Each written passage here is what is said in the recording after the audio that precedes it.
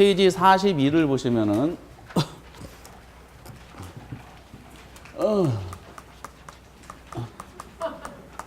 칠판이 너무 높아. 부동산 시장론. 이 그냥 시장론 하면은 그 경제학적으로 굉장히 범위가 넓어요. 그래서 이제 그 출제위원들이 뭐 작심해서 내면은 못 푸는 문제가 나올 수도 있어서 인력공단에서는 부동산은 개론이니까 부동산 시장론에서만 내라라고 이제 표현을 해줬고요. 그래도 부동산 시장론만 해도 범위가 굉장히 넓어요. 그래서 구체적인 이제 시험 범위를 잘 목차를 정해줬더라고요. 근데 이제 평균적으로 시장론이 5문제에서 6문제 정도가 출제가 되는데 대부분은 5문제가 많이 내는 것 같아요. 그 올해 27회 때도 5문제가 나왔는데요. 구체적인 이제 목차를 제시해 줬어요. 목차가 없을 때는요, 그 어떤 뜬금없는 문제가 나온 사례도 과거에 있었습니다. 근데 그러한 그 경우 수를 배제하기 위해서 친절하게 세부적인 목차를 정해줬는데, 이제 부동산 시장이라는 것이 일반 시장과 무슨 차이가 있을까라는 거를 묻고자 했던 것 같아요. 그래서 부동산 시장에 대해서 하면서 특성과 기능에 대해서 시험 문제를 내는데 특히 이 특성이 많이 나옵니다. 1회부터 계속 출제되고 있는 대표적인 분야가 시장의 특성입니다. 부동산 시장의 특성. 이 시장의 기능은요, 경제에서 말하는 일반적인 시장의 기능과 별 차이가 없어가지고 그 정답으로는 거의 체크를 안 씁니다. 보기를 구성하는 요소는 가끔 들어가긴 하지만은 시장의 특성이 나오는데 올해는 학원에서 부동산 시장 특성을 많이 연습을 안 했어요. 다만 기출문제에 나왔던 몇 가지만 이제 계속 반복적으로만 했을 뿐인데요. 그 배경이 이제 그 20회 이후에 보면은 부동산 시장 특성이 20회 때 나왔었고요. 22회 때 나왔었고요. 24회 때 나왔었고 26회 때 나왔어요. 몇 년마다 나오고 있어요? 그렇죠. 통계가 참 무시할 수 없는데 2년마다 나오다 보니까 27회가 2년 안에 있는 과정이죠. 그래서 올해는 뭐 그냥 통계적 그러니까 참고하시기 바랍니다 했는데 역시 안 나왔죠. 그럼 내년도가 2년째 되는 28회죠. 26회 때가 정답이 4번이었으니까 아마 3번 아니면 5번이 아니겠는가라고 추정을 할 뿐인데 뭐 그건 뭐 근거 없는 추정이고요. 어쨌든 이제 시장의 특성이 굉장히 많이 나옵니다. 1회 때부터 엄청난 문제가 나와 있는데 이제 너무 많이 나오다 보니까 특성에서 제시해주고 있는 그 지문들이 이제는 새로운 게 없어요. 그래서 낸 거 또 내고 낸 거 또 내고 그럽니다. 물론 우리 또 틀리고 이렇게 하니까 계속 출제를 하는 것 같고요. 그 두 번째 내용은 그 부동산 시장이라는 넓은 범위가 아니라 부동산 중에 가장 대표적으로 저희들의 의식주 문제와 밀접한 관계에 있는 시장이 있죠. 그게 주택시장이 아니냐. 그래서 또 주택시장을 또 협의 개념으로 언급을 하게 됩니다. 우리 시험에서 주택시장이 그 최근에 나온 것은 23회 때 나왔었어요. 근데 23회 때 출제했을 때 그 주제, 주택시장의 그 주제가 좀 주로 나오는 주택시장 주제였는데 모두 동작 처리됐었어요. 정답이 없었던 문제죠. 출제원이 잘못 낸 겁니다. 그래서 마음의 상처를 받아가지고 잠깐 이 업계를 떠난 것 같아. 그래서 24, 25, 26회 때 안 나왔어요. 3년 썼으니까 마음을 좀 추스렸겠죠. 그래서 올림픽 기념으로 4년마다 이제 낸 것 같아요. 그래서 올해 27회 때 나왔어요. 주택시장 자체에서 나오는 주제가 2개가 있는데요. 2가지 중에 제일 많이 나오는 것이 이 책에도 잠깐 언급되는 여가인상이라는 게 있고요. 그 주택시장에서는 이제 주택 공급이 가지는 특성으로 절항과 유량을 구분하는 게 있긴 있어요. 근데 그거보다는 여가인상이 위주로 시험 문제가 나옵니다. 어쨌든 주택시장이 있고 세 번째 주제는 이제 동일한 부동산 시장에 참여했는데 누구는 이득을 벌고 누구는 손해를 봤어. 여러 가지 이유가 있겠죠. 그래서 여러 가지를 다 논할 수 없으니까 많은 이유 중에 다른 건 다 일정하다 가정하고 그 정보력의 차이로 인해서 이익의 차이가 생기는 것이 논할 필요가 있지 않느냐. 부동산 시장에는 정보가 되게 중요하죠. 그래서 이제 정보 가지고 논하는 이론을 한번 건드려 보자. 그래서 주식 시장에서 논하는 이론을 이제 차용해 가지고 언급한 이론이 효율적 시장입니다. 이 효율적 시장에 대한 주제가 이제 그 계산 문제도 나오는데요. 효율적 시장은 정답으로 체크하면 지금 3년 연속 나오고 있습니다. 그 중에 한 번이 제가 3년 전에는 이제 계산 문제로 나왔었고요. 어쨌든 이제 이 세 가지 시장이 전반부에 있는데 이 세 가지 주제가 이제 한 문제 내지 두 문제가 출제를 합니다. 근데 이제 올해는 주택 시장 하나, 그리고 효율적 시장 하나에서 두 개가 나왔던 거죠. 요거는 그래도 쉬워. 그 다음이 문제가 돼. 그 시장론의 후반부가 이제는 이제 되게 초반에 공부하신 분들이 싫어하시는 분야인데 그 외국인들이 막 쏟아져 나옵니다. 신경질 나. 그래서 그 네 번째 주제, 시장론의 주제 중에 하나가 지대론이라고 있어요. 이 지대라는 것은 토지 사용료, 그러니까 임대료를 말합니다. 학문적으로 이제 가장 오래된 역사, 그러니까 그 19세기 1826년도 이론을 공부하는 거니까 19세기 초중반부터 시작해서 그리고 이제 그 20세기 그 초반까지 이론을 공부를 하시는 겁니다. 그래서 이제 지대는 뭐냐 할 때 임차자 입장에서는 비용이죠. 땅 주인한테 지불해야 되는 비용이고 지주 입장에서는 이익이 되겠죠. 이런 걸 가지고 논하는 이론인데 리카도라는 사람 들어본 적 있으세요? 들어보셨어?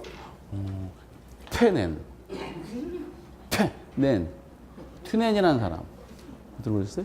마르크스라는 사람 들어보셨어요? 올해 마르크스가 정답이었었죠. 그 박스 쳐놓고 박스 안에 지문이 몇 개 있어요. 이게 누구 거냐? 1번 마르크스, 2번 이민호, 3번 장동건 막 이렇게 나왔었어요. 정답이 마르크스였었어요. 어쨌든 마르크스가 오랜만에 나왔고요. 그리고 이제 세 사람이죠. 알론조라는 사람, 마샬이라는 사람. 이 외국인들이 쏟아져 나오는 이 부분에 대해서 초반에는 되게 부담을 느낍니다. 그리고 이제 또 하나가 도시 내부 구조론. 도시 내부 구조론은 학교에서 학생들은 여러 사람을 공부하는데 우리 중개사 시험에서는 딱 세 사람으로 확정시켜서 문제 내용이 진행을 하는 걸로 판단이 됩니다. 도시화라는 개념이 있어요. 도시화 개념을 가장 협의 개념으로 논한다 그러면은 특정 지역에 인구들이 막 몰리는 현상을 도시화라 그래요.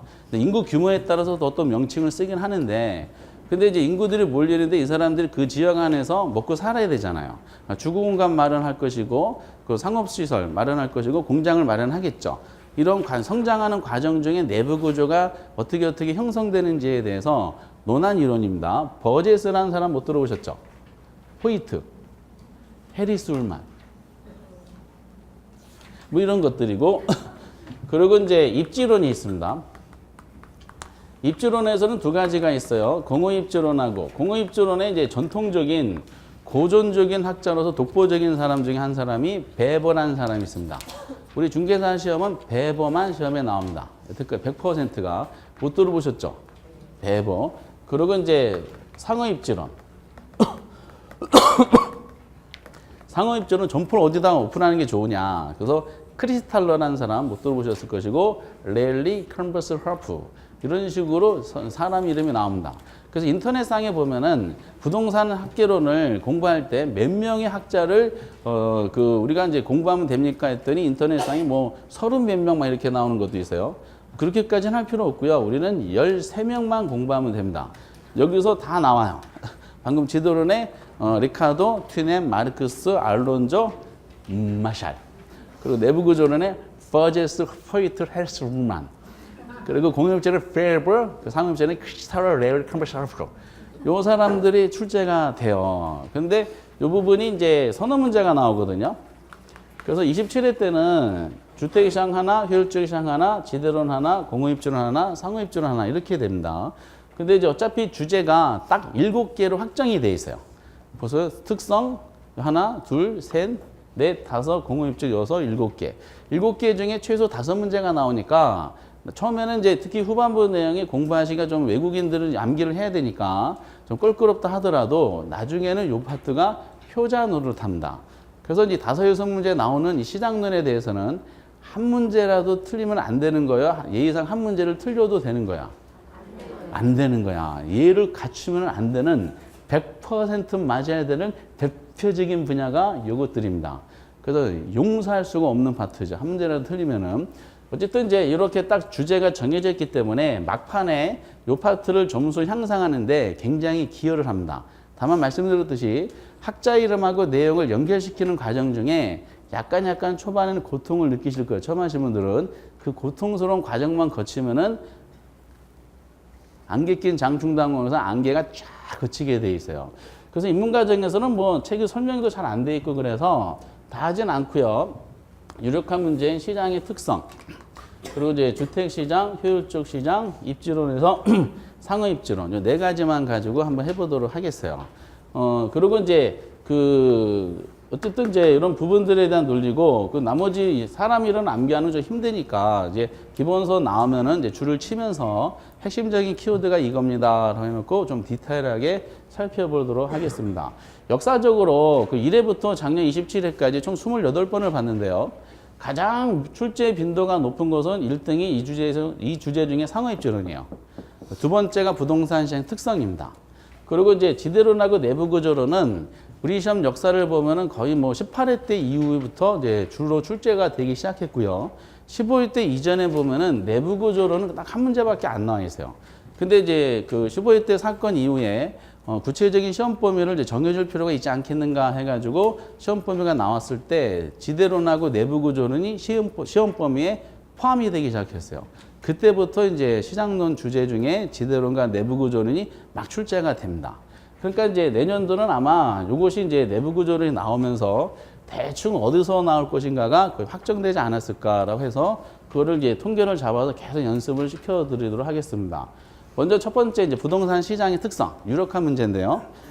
오른쪽에 이제 43페이지 보시면은 그 큰 3번 해가지고 그 부동산 시장의 특성이라고 돼 있죠. 그 주제는 목차 위주로, 우선 처음이니까 목차 위주로 이제 그 암기를 해 놓으셔야 됩니다. 우선은 부동산 시장 특성 자체는 별표를 쳐 놓으셔야 돼요. 근데 특성 들어가기 전에 부동산 시장은 완전 경쟁 시장일까요? 불안정 경쟁 시장일까? 현실적으로 존재하는 모든 시장은 다 불안정 경쟁 시장이에요. 그러니까 완전 경쟁 시장은 현실적으로 존재할 수가 없는 시장입니다. 그래서 예를 들어서 이제 노동시장, 부동산 시장, 뭐 주식시장, 뭐 생산물 시장 비롯해서 많은 시장이 다 불안정 경쟁 시장이야. 근데 다 불안정 경쟁 시장인데 A 시장하고 B가 다 불안전 시장인데요. A가 B보다 더 불안전하대. 그러면 A가 B보다 왜 더 불안전한지 그 기준이 있어야 되죠. 그 기준의 역할하는 것이 완전 경쟁 시장입니다. 그래서 완전 경쟁 시장은 현실적으로 존재할 수 없는 시장이라 하더라도 어떤 시장 체제의 불안전성을 판단하는 기준으로서 역할을 하기 때문에 학문적으로 의미가 있어요. 그러면 완전 경쟁 시장에 대한 내용이 부동산 시장의 특성을 할 때 종종 시험 범위로 나옵니다. 물론 우리 경제학 시험이 아니다 보니까 완전 경쟁 시장에 대한 자체는 물어보진 않지만은 시장의 특성을 하면서 물어보더라고요. 그래서 거기에 이제 왼쪽에 그 시장에 구분해놓고 완전 경쟁 시장이라고 나오죠. 거기 이제 몇 가지가 이제 키워드로 되어 있는데요. 그럼 제일 먼저 우선은 부동산 시장 특성 들어가기 전에 그럼 도대체 완전 경쟁 시장이 뭘까? 완전 경쟁 시장으로서 갖춰야 될 이 성립 조건이 경제학적으로 유명한 게 네 가지가 있어요. 네 가지에 대해서 이제 해석을 하고, 그리고 부동산 시장 특성을 완전 경쟁 시장 성립 조건하고 접목시키면은 그 지문은 무조건 틀리다라고 생각하셔야 됩니다. 맨 처음에는 이제 그 첫 번째 조건이 시장이니까 시장은 수요와 공급이 이루어지는 추상적인 장소 이렇게 정의 내리거든요. 그럼 수요자 공급자가 있겠지. 완전 경쟁 시장에 되려면은 다수의 수요자와 다수의 공급자가 존재할 것. 이게 이제 완전 경쟁 시장으로 설명할 때 첫 번째 조건입니다. 그럼 시장에서 가격은요, 소수가 지배할까요? 다수가 지배할까요? 소수? 다수? 중수? 미수? 이렇게. 시장에 보니까 수요자는 한 사람인데요. 공급자가 100명이야. 그럼 한 사람의 수요자와 100명의 공급자가 서로 만났어요. 협상해. 가격은 누가 주도할까요? 수요자. 수요자가 100명인데 공급자는 한 사람이야. 서로 만났어요. 협상해. 가격 주도권은 누가 가질까? 소수가 지배해요? 다수가 지배해요? 소수가 지배합니다. 독과점이라 그러죠. 그래서 이제 정치적인 의사결정은 다수가 지배하지만은 시장에서 가격은 소수가 지배합니다. 그런데 완전 경쟁 시장은 수요자도 다수고 공급자도 다수야. 그 완전 시장에서는 가격을 협상할 때 누가 지배할까? 그렇죠. 그러니까 소수가 지배한다 그랬죠. 근데 둘 다 다수야. 그럼 아무도 가격을 지배하지 못합니다. 그럼 수요자 공급자들은 완전 경쟁 시장에 참여했죠. 참여했는데 자기도 모르는 사이에 이미 가격이 결정이 돼 있어요. 보이지 않는 손이라 그래요.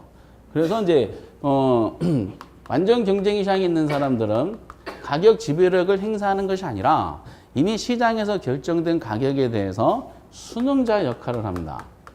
그러면 결정이 가격이 얼마 됐구나 결정된 상태에서 수요자 공급자들은 거래하고자 하는 수량만 조정하는 사람들이지 가격 지배력을 갖지 못합니다. 근데 부동산 시장의 특성 문제를 냈던 역사적인 문제 중에 보면은 요걸 가지고 정답을 낸 적이 있었어요. 어떻게 나왔냐면은 부동산 시장에서는 다수의 수요자와 다수의 공급자가 존재한다 이랬어. O 지문이야, X 지문이야? X 지문이야. 부동산 시장에 다수의 수요자 공급자가 존재한다면 부동산 시장 무슨 시장이 돼버려요? 완전 시장이 돼버리잖아. 근데 부동산 시장은 이미 무슨 시장에 결론 내린 상태죠? 불완전 경쟁 시장에 결론 내린 상태이기 때문에 둘 다 다수라 그러면 무조건 틀리게 되는 겁니다. 그래서 좀 이따 그 관계되는 걸 말씀드리고 두 번째는 이 수요자 공급자들이 시장에 참여해서 상품을 거래해야 되잖아요. 거래되는 상품이 있어요. 상품이 이제 동질성을 가정하죠. 동질적 상품이라는 거요. 동질적 상품은 지난주에 공부하셨던 것처럼 무슨 관계에 있는 거죠? 1번 대체 관계, 2번 도대체 관계, 3번 반도체 관계. 무슨 관계? 대체 관계죠. 그럼 모두 다 대체제야. 그럼 대체제끼리는 가격이 똑같아질까 아니면 상이해질까? 똑같아져요. 대체제는 서로 라이벌이기 때문에 가격대가 비슷해져. 그래서 저하고 만약에 원빈이 동일한 영화에 동일한 주연 배우로 섭외를 받았다. 그럼 가격 뭐 출연료 협상할 때 서로 상대방 신경 써 안 써요? 안 써요? 아니 대체제라니까. 신경 쓰지 라이벌이니까. 대체제니까 원빈이 가격 높인다. 그럼 나도 높여줘. 이렇게 되잖아요. 그렇기 때문에 그 대체 관계에 있는 동질적 상품의 경우는 결과적으로 가격대가 똑같아져요. 그 완전 경쟁 시장에서 유명한 특징 중에 하나가 동질적 상품이다 보니까 가격이 똑같아진다 그랬죠. 그걸 일물일가의 법칙이라고 그럽니다. 하나의 물건에 하나의 가격이 성립되는, 즉 일물일가 법칙이 성립되는 시장은 완전 경쟁 시장밖에 없어요. 근데 부동산 시장에서는 일물일가 법칙이 적용이 안 된다 그랬죠. 무슨 특성으로? 우리가 앞에 특성할 때 개별성하지 않았어요? 그러면 이제 동질해야지 이게 성립된다 그랬죠. 동질의 반대말이 뭐예요? 이질성이잖아. 경제학도 이질성이라 그래요. 근데 이질성 하면은 좀 어감이 안 좋잖아요. 장티푸스 연상된다 그랬죠. 그래서 이거를 이제 다 이질성 다 다르다는 논리구나. 대체하게 성립이 안 되는 비대체성이구나. 그걸 뭐라고 표현하자? 부동산 학에서 이거를 개별성이라고 하자라는 거죠. 그래서 개별성과 같은 방에서 이질성이 되는 이유 중에 하나가 그겁니다. 근데 그거는 개별성에서 일문일가 법칙이 배제된다는 거를 제일 출제를 많이 하기 때문에 여기서는 이제 이 내용 많이 다루진 않더라고요. 시장의 특성에서는. 또 세 번째하고 네 번째가 부동산 시장 특성을 물어보면서 종종 언급되는 건데 완전 경쟁 시장이 되려면은 요거도 다 책에 설명이 되어 있어요. 완전 시장에 대한 지니까 퇴출이 자유로울 것. 요것이 또 하나 완전 시장에 대한 성립 조건이야. 그럼 이 진입과 퇴출이 자유롭게 하기 위해서는 추가적으로 이제 완전 시장이 되게 한 조건이 있어야 되는데 완전 시장에 거래되는 이 상품이 있죠. 상품의 가격이 싸다라고 가정해요. 그럼 가격이 싸면은 소비자들은 다 이미 뭐를 갖췄어? 구매?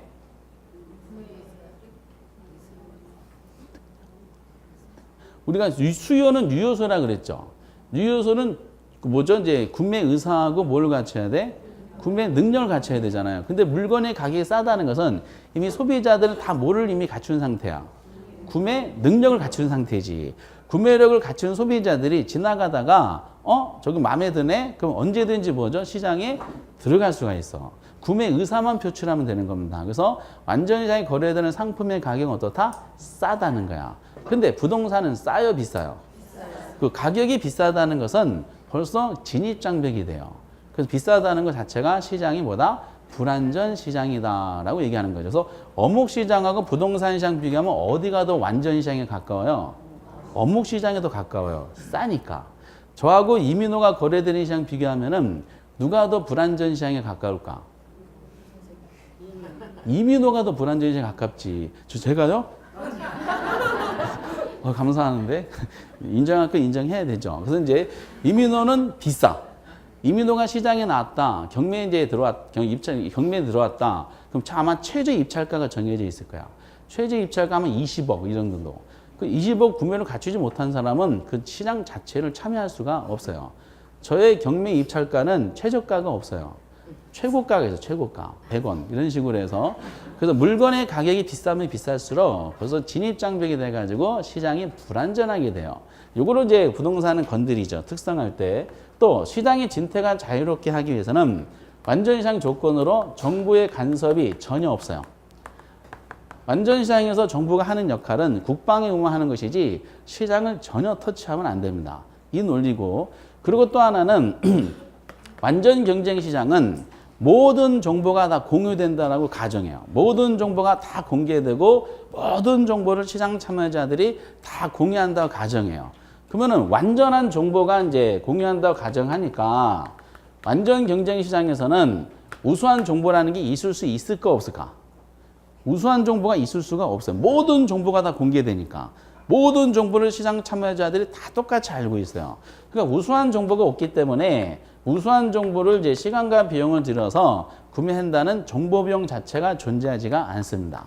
그럼 완전 경쟁 시장에 들려면은 이 네 가지 성립 조건을 다 충족해야 되는데 부동산 시장은 네 가지를 하나도 충족하지 못하고 있고요. 충족하지 못하는 정도가 다른 일반 재화시장보다 더 크다라고 해가지고 대표적으로 부동산 시장은 불안전 경쟁 시장이라는 것을 이미 결론을 내리고 진행을 해요. 그럼 불안전 시장이라는 결론 내린 그 부동산 시장은 똑같은 불안전 시장인 일반 경제 시장과 어떤 차이가 있을까라는 내용이 시장의 특성을 물어보는 취지가 되는 거죠. 그래서 이제 이렇게 해놓고 43페이지 부동산 시장의 특성에 대해서 이제 언급이 되는 거죠. 이 부동산 시장의 특성을 논할 때 이게 워낙 많이 나왔기 때문에 그 이제 출제 빈도수대로 제가 한번 이제 표현해 보도록 하겠어요. 출제 빈도수가 이제 첫 번째 책의 순서대로 출제 빈도가 아니라 첫 번째 보면 그 우리 책이 5번으로 아마 돼 있을 거예요. 책 순서대로 하지 않고 출제 빈도대로 한번 해볼게요.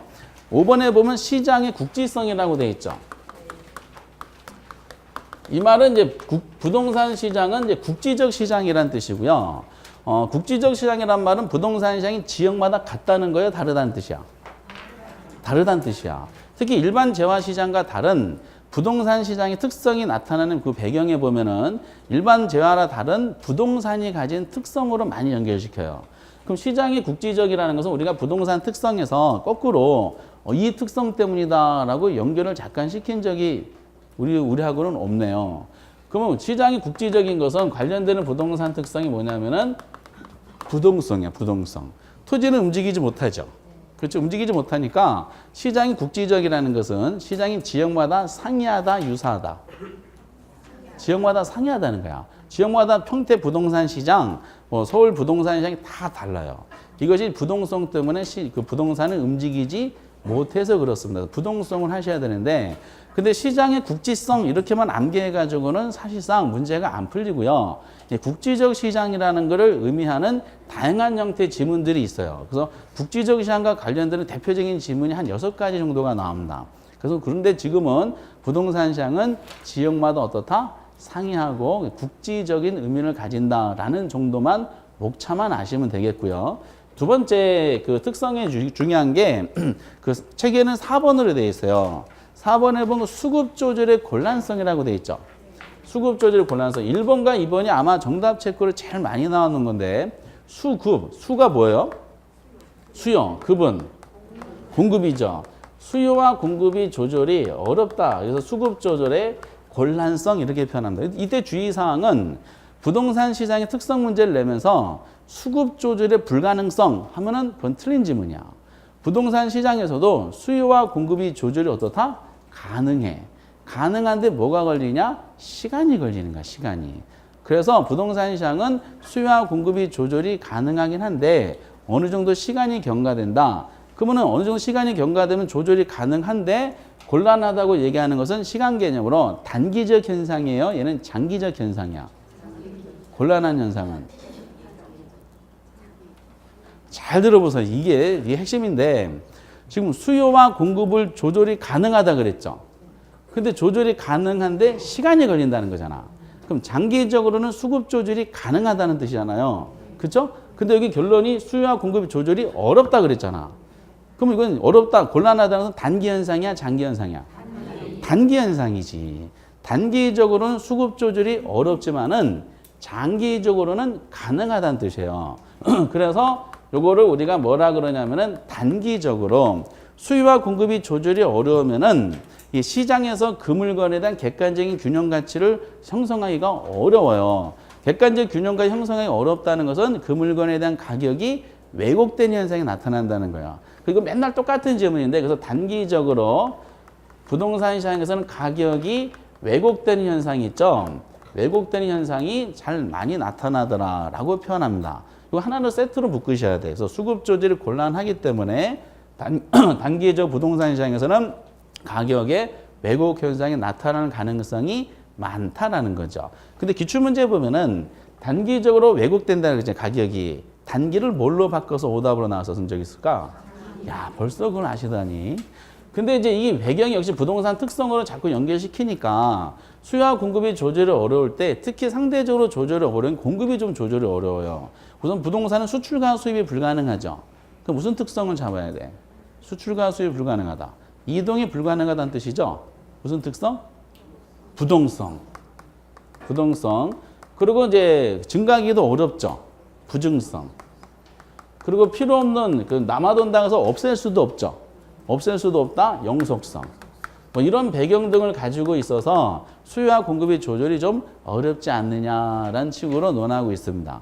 근데 요거는 지문이 확정되어 있고요. 세 번째는 이제 우리 책에서 보면은 몇 번에 나와 있냐면은 3번에 나와 있어요. 3번.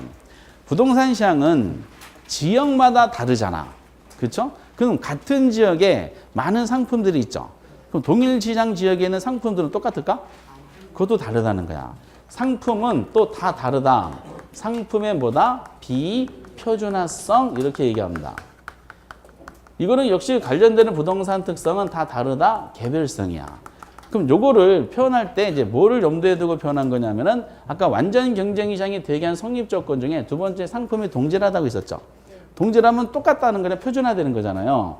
근데 부동산 시장은 동질성을 가진다라고 할 수가 없으니까 부동산 시장에 거래되는 상품, 완전 시장에 거래되는 상품과 다르게 이질성 다르다. 그걸 뭘로? 비표준화성 이렇게 표현합니다. 물론 근거적인 측면은 이제 같은 말인 개별성 때문이다라고 연결시켜요. 근데 기출문제 보면은 이제 이거를 부동산 시장의 체제로 자꾸 연결시키는 시도가 있어요. 잘 들어보세요. 맞는지 안 맞는지. 부동산 시장에서 거래되는 상품이 표준화하기가 어렵다는 것은 그만큼 부동산 시장이 불안정 경쟁 시장임을 의미한다. 맞죠? 출제는 완전 시장의 성립 조건 상품의 동질성에 대한 내용을 이해하고 있느냐를 여쭤봤던 유명한 기출문제 지문입니다. 다 불안전으로 연결시켜요.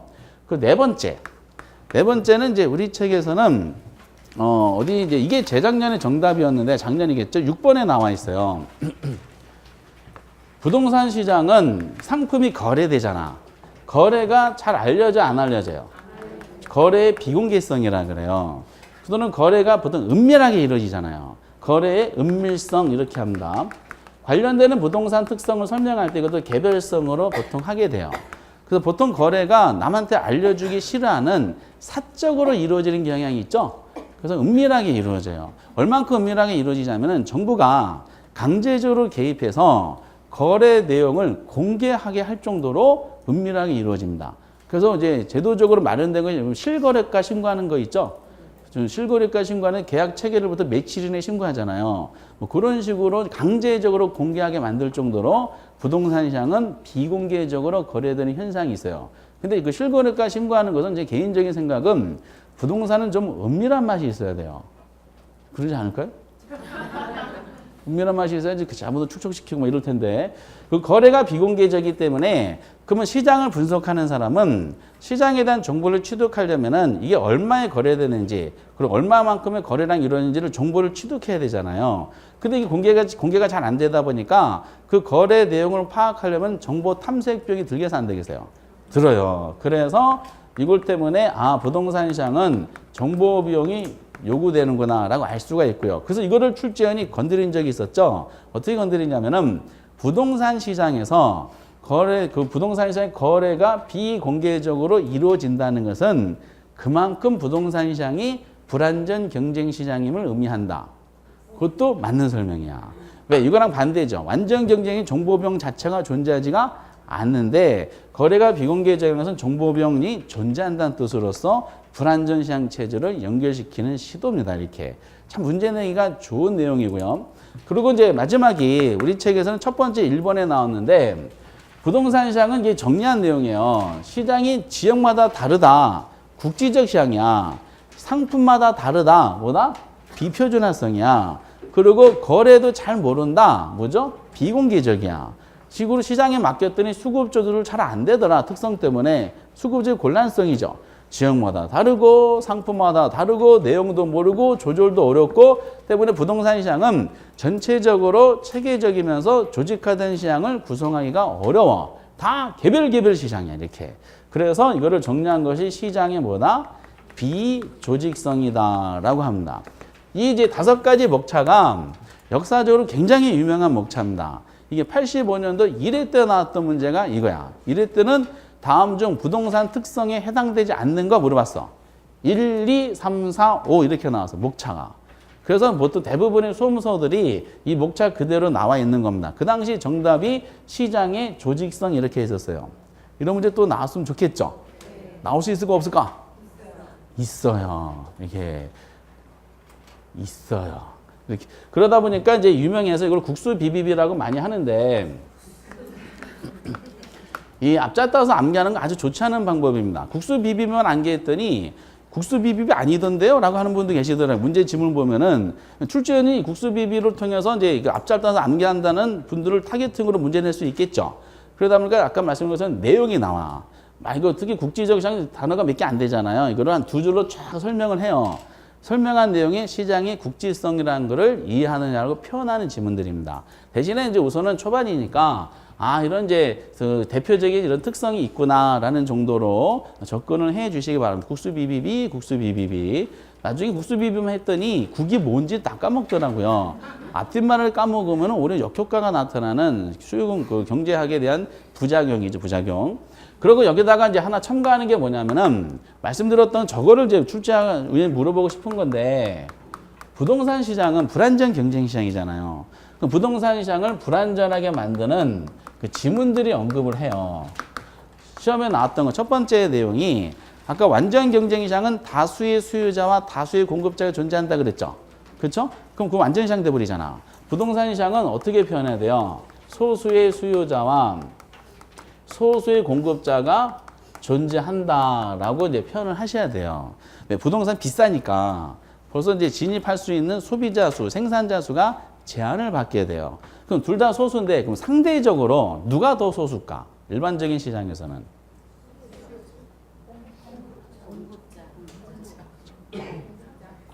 상대적으로 시장을 역사적으로 관찰해 보면은 공급자가 더 소수야. 왜? 무주택자는 수백만 가구가 있어요. 수백만 명이. 1년 동안 공급되는 주택수는 얼마 안 돼.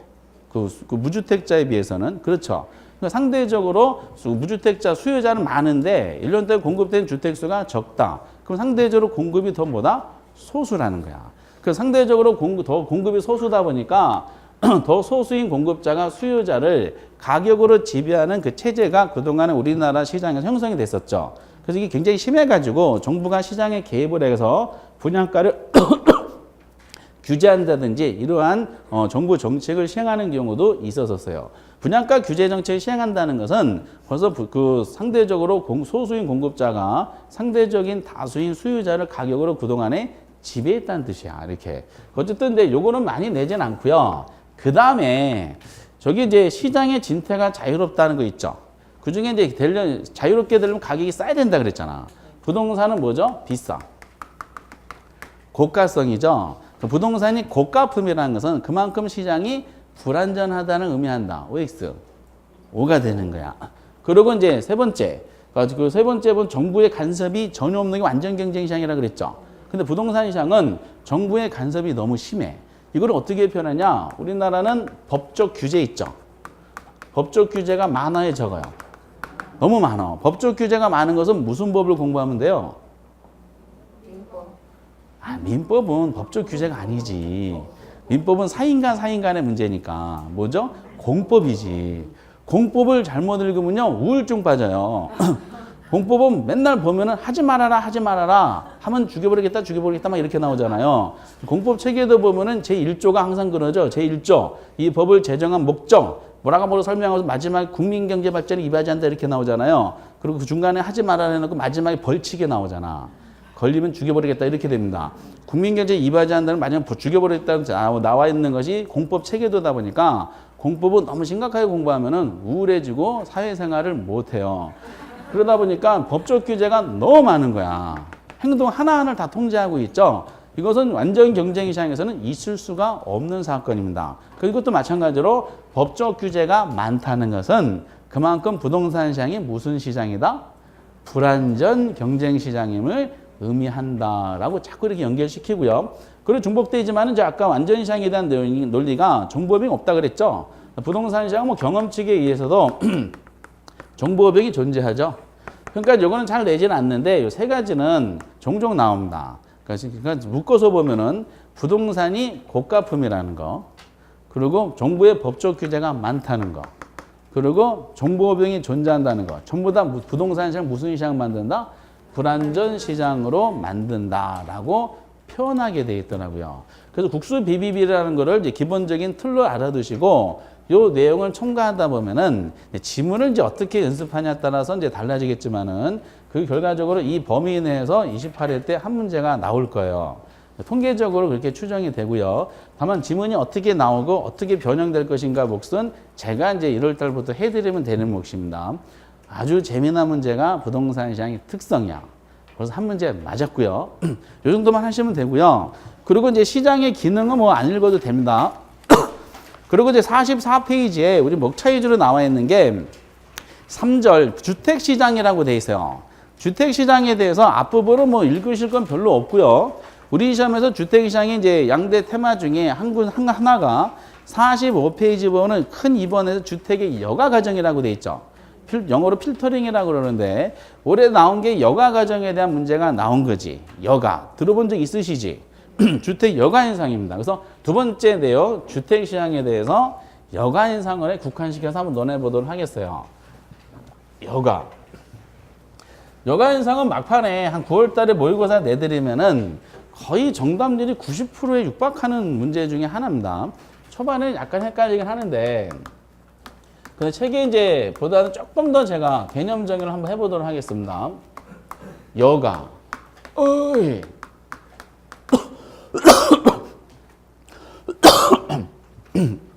주택은 수명이 길죠. 토지처럼 영속하진 않지만은 수명이 길어. 그래서 주택은 내구재라 그럽니다. 근데 이제 주택이 처음에 신축을 했어요. 신축을 하고 시간이 막 경과돼. 그 내적인 노후도가 발생하겠죠. 더 중요한 것은 외부적인 환경 변화도 나타나겠죠. 내적인 요인과 외부적인 환경 변화에 의해서 이 주택의 변화가 일어납니다. 그 여가현상 개념 나올 때는 키워드가 있는데 주택의 질적 변화가 일어나. 그 여가현상 개념할 때는 이 단어가 꼭 표현을 합니다. 주택의 질적 변화. 질적 변화 방향은 몇 가지 방향이 있을까? 최근에 이런 개념이 없으니까 제가 구체적으로 적어드리는 거죠. 몇 가지 방향이 있냐면 두 가지 방향이 있어요. 주택의 질적 향상이 일어날 수도 있고 또 뭐죠? 질적 저하가 일어날 수 있어. 그러면 주택의 질적 변화에 따른 또 하나 중요한 단어 가구가 이동하는 현상이 나타나요. 네, 가구가 이동되는데 그 이동되는 가구가 뭐에 따라 이동하냐면은 소득계층에 따라 이동해요. 옛날에 우리 시험에서 여가현상 문제를 낼 때 여가현상과 소득 수준은 관계가 없다 이렇게 나온 적이 있었어. O가 X가? X가 되는 거야. 그래서 여가현상하고 소득 수준의 변화는 굉장히 밀접한 관계가 있습니다. 근데 이제 소득계층은 우리 시험에 보면 두 가지 계층으로 구분이 돼요. 상위계층으로 나오고요. 상위계층이 있으면 또 무슨 계층이 있겠어? 야, 그걸 벌써 하시다니 엄청나시네. 하위계층이 있고 과거에는 상위계층을 고소득층이라고 표현한 적이 있었고 하위계층을 뭐죠? 저소득층. 뭐 지금 이렇게 표현해도 틀린 말은 아닙니다. 다만 요즘의 출제위원들은 상위 계층과 하위 계층을 표현하는 걸 선호하거든요. 왜냐? 과거에 고소득층, 저소득층 해봤더니 고소득층을 재벌, 저소득층을 극빈자 이렇게 오해하시는 분이 많더라고요. 그런 개념이 아닙니다. 그래서 그런 이제 구매력과 관계되는 내용이 소득계층, 상위계층, 하위계층이야. 그러면은 예를 들어서 갑이 구매력이 재산이다 가정할 때 갑이 재산이 50억이에요. 그럼 갑은 상위계층이야, 하위계층이야? 상위계층이야? 시장에 A라는 주택이 나왔어. A 주택 가격이 150억에 나왔어요. 갑은 상위계층이야, 하위계층이야? 하위계층이에요. 우리가 상위계층과 하위계층은 우리가 판단하는 절대적 개념이 아니라 시장에 나온 주택 가격이 있죠. 주택 가격에 대해서 구매 능력이 있느냐 없느냐 가지고 판단하는 겁니다. 그래서 있는 계층을 뭐다? 상위계층, 없는 계층을 하위계층이라 하는 것이지 절대적인 기준으로 판단하면 안 된다는 거죠. 저는 어묵시장 있죠. 어묵시장이 저는 상위계층이니까 하위계층이니까? 상위계층이에요. 어묵 한 꼬치가 1,000원인데 저 하루 용돈이 1,300원이에요. 그러니까 그 상위계층인데 아웃백 시장에서는 하루 용돈 1,300인데 아웃백을 어떻게 먹어요? 그러니까 그런 하위계층이 되는 거죠. 다 달라요. 그런데 소득계층이 상위계층과 하위계층, 저소득층으로 이제 구분이 됐을 때 질적 변화가 두 가지 있다 그랬죠. 질적 향상이 나타난 주택에는 어느 계층이 이동하겠어? 상위계층 가구가 이동하겠고 질적 저하가 나타난 데는 하위계층 가구가 이동하겠지. 그렇죠? 그러면 가구의 질적 변화에 따른 가구의 이동과의 관계를 침입. 이 침입이란 말은 어느 지역의 이질적인 요인이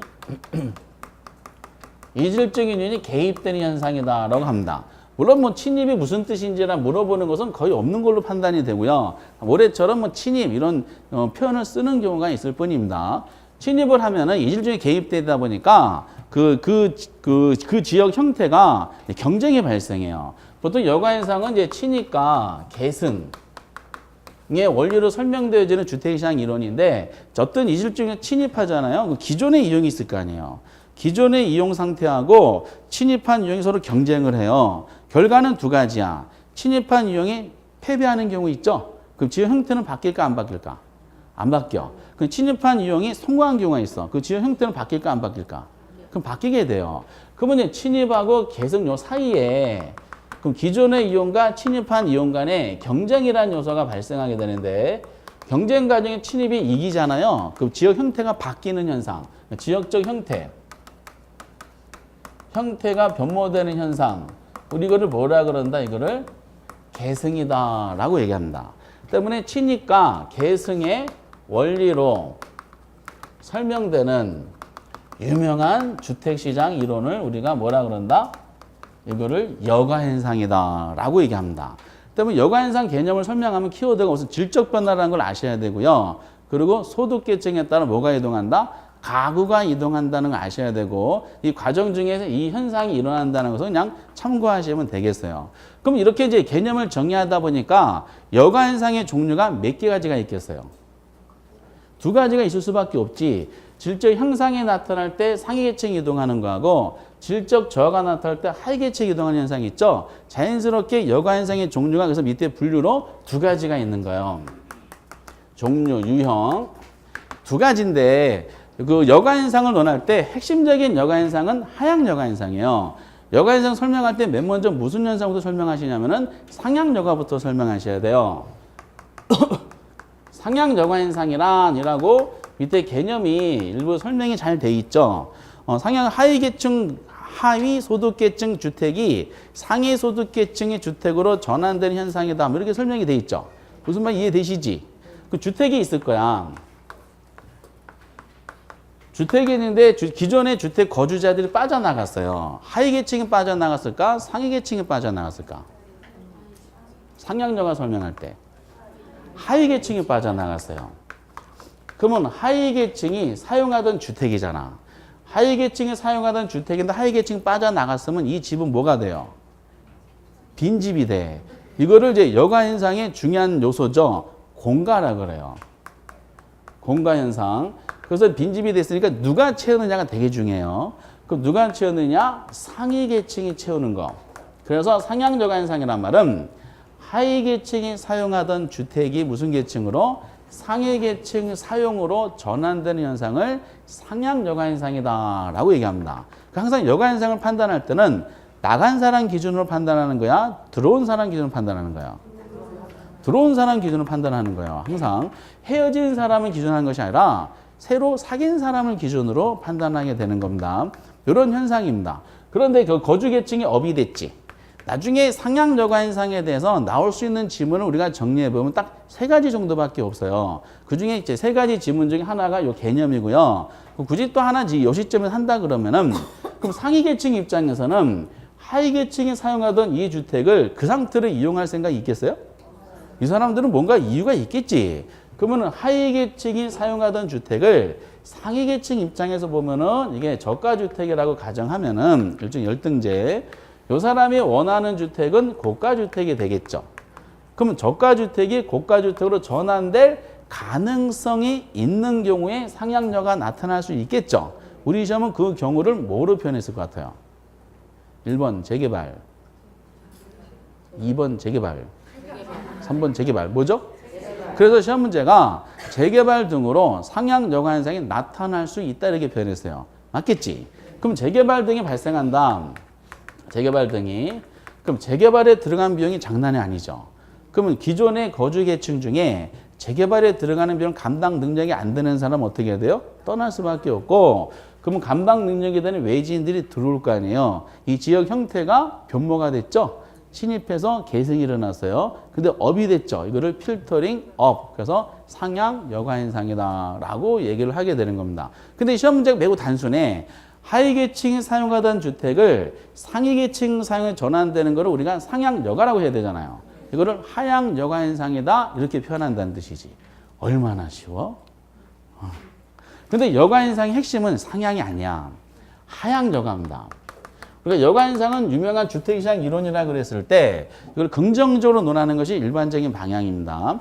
그럼 하향 여가 현상이 그 다음에 나와야 되는데 뭐 개념은 단순하겠죠. 이것도 뭐가 있어야 돼요? 주택이 있어야 되지. 그럼 기존의 주택 소유자가 빠져나갔죠. 상위 계층이 빠져나갔을까? 하위 계층이 빠져나갔을까?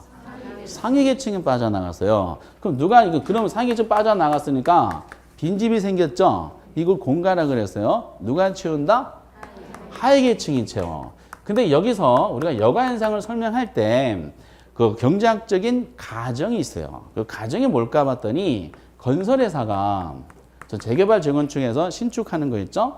주택을 신축하려고 그래. 주택 신축. 그러면 건설회사가 신축하는데 정부 있죠? 정부가 간섭하는 거를 최소화한다고 가정해. 그러니까 무슨 시장체제가 가깝다는 거야? 완전 시장체제로 만들어 준다는 뜻이죠. 정부가 간섭을 별로 안 한다는 뜻이야. 그럼 건설회사는 그 주택을 신축을 할 때 신축하는 주택의 질적 수준이 있죠.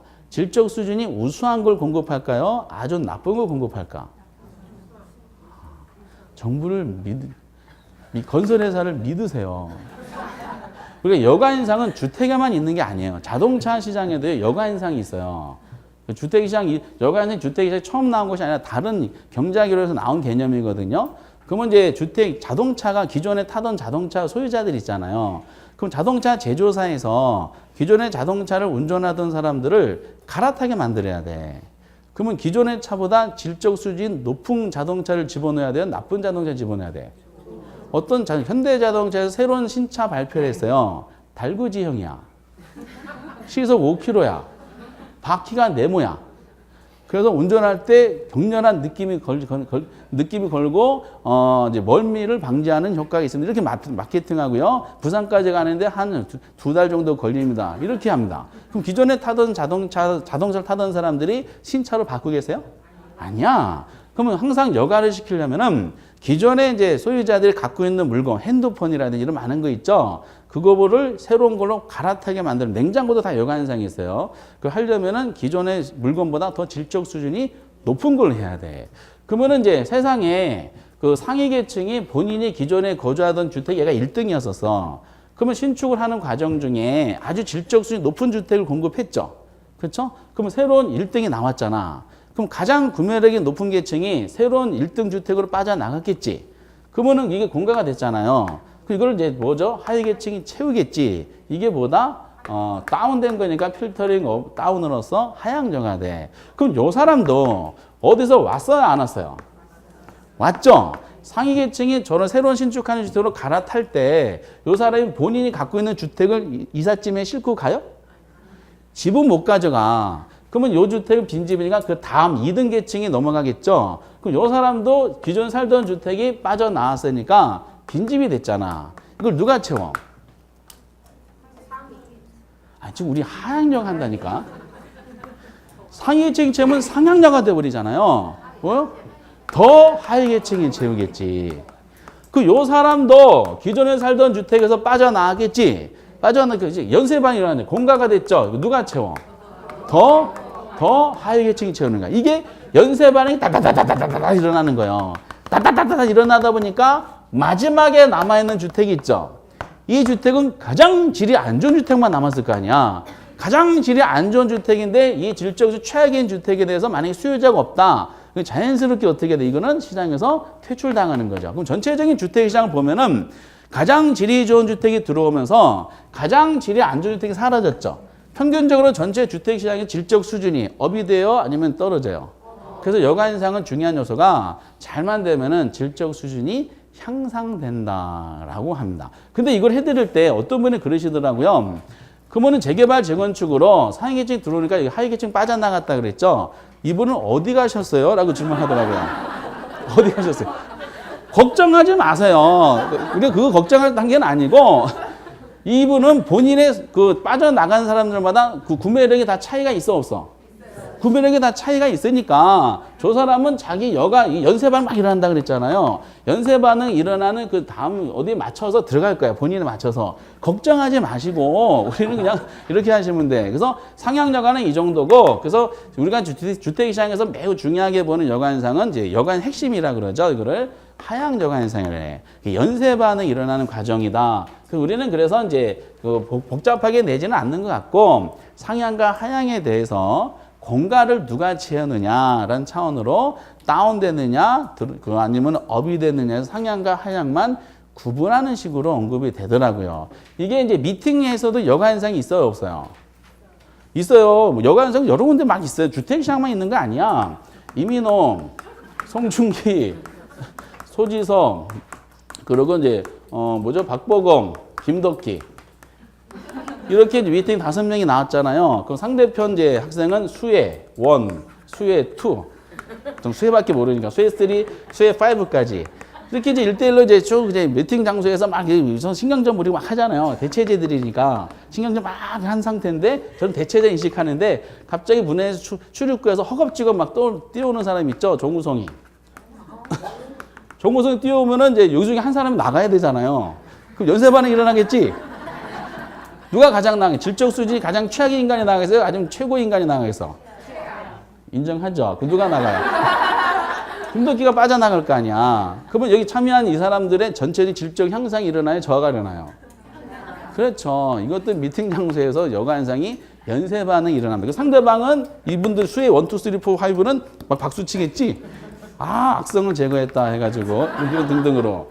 그래서 이제 여가 현상 논리는 표현하는 저 단어들, 개념에서 질적 변화, 가구의 인원, 소득계층에 따라 상향, 하향해서 그 사이 공가, 이런 여러 가지 편이 있지만은 이걸 지속적으로 오지선다로 낼 만한 가치가 없어요. 왜? 지문이 많지가 않겠죠.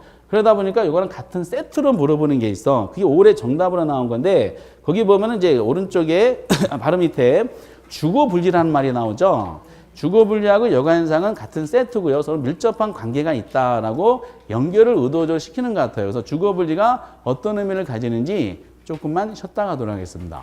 예.